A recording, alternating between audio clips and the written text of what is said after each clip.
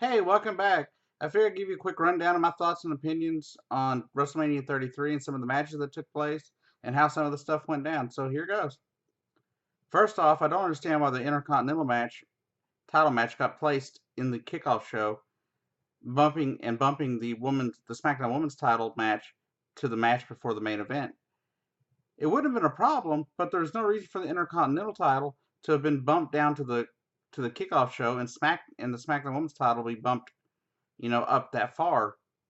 If you ask me, the SmackDown Women's title match needed to be on the main show. That was where it belonged, and so did the Intercontinental match. The match that didn't belong on the main card was The Miz and Maurice versus John Cena and Nikki Bella.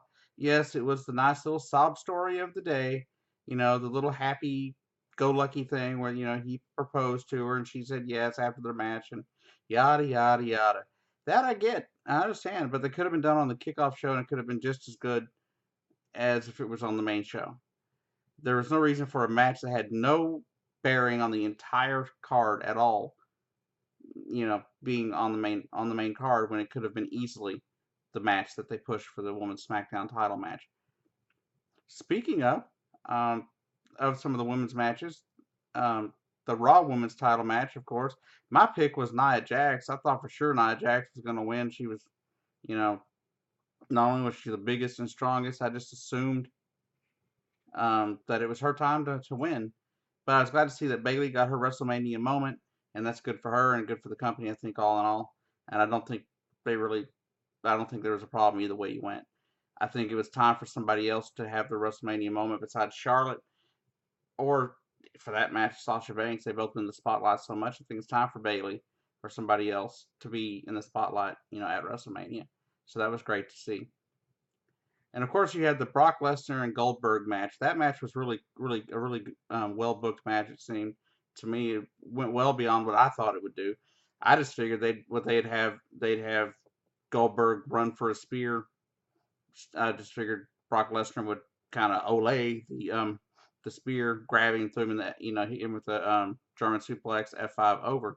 But they actually went and did had some sort of a match, and that was really good. I think the outcome was really good, especially with Goldberg apparently, not coming back to the company, at least not for the near future. So I think the best thing to do was for Brock Lesnar to win. Also, you don't want Brock Lesnar to keep, losing to Goldberg, making him look weak. So I think it was just about time for Brock Lesnar to get that win. But of course, for me, the biggest thing of the night had to be the tag team ladder match. You had Sheamus and Cesaro, Enzo and Cass, Luke Gallows and um, Mr.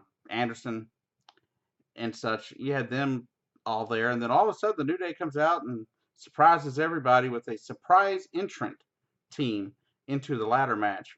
Which, of course, if you watch any of the videos from here the last few weeks, have been lots of speculation that the Hardy Boys would make their return, and it was almost pretty much assured last week that the Hardy Boys would make their return to the WWE at WrestleMania. I even reported that here. Sadly, nobody watched the video, so nobody watched it. No one knew. Um, but that said, the Hardy Boys making their entrance, that was just amazing for me. I mean, I was a big fan of theirs, late '90s, early 2000s, especially. And then when they left, it was kind of just kind of devastating to me when it came to in terms of the tag team division. I stopped really caring about the tag team division after they left because there just wasn't any excitement to it. And they came back and they brought some excitement, and I thought it was really well done. I loved how they came in, they made an impact, won the titles, and all in all, I think WrestleMania was a good match.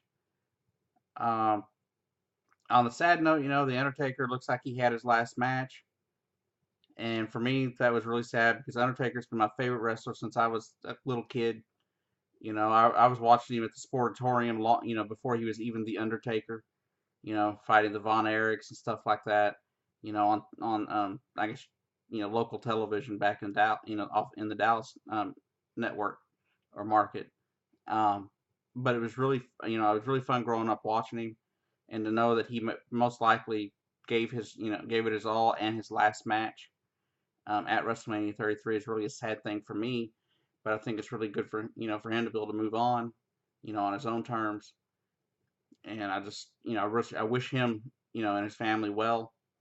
I'm just sad to see him go because, like I said, I've been watching The Undertaker since I was like 8, 7, 8 years old, and so I wish him well, and hopefully he'll do really well, and maybe someday I'll get lucky enough to get an interview with him here on the show if I could ever get some viewers and subscribers to where it was worth his time to come on here. I'd love to start doing that, but I need more viewership to be able to convince people that they would want to do an interview with me.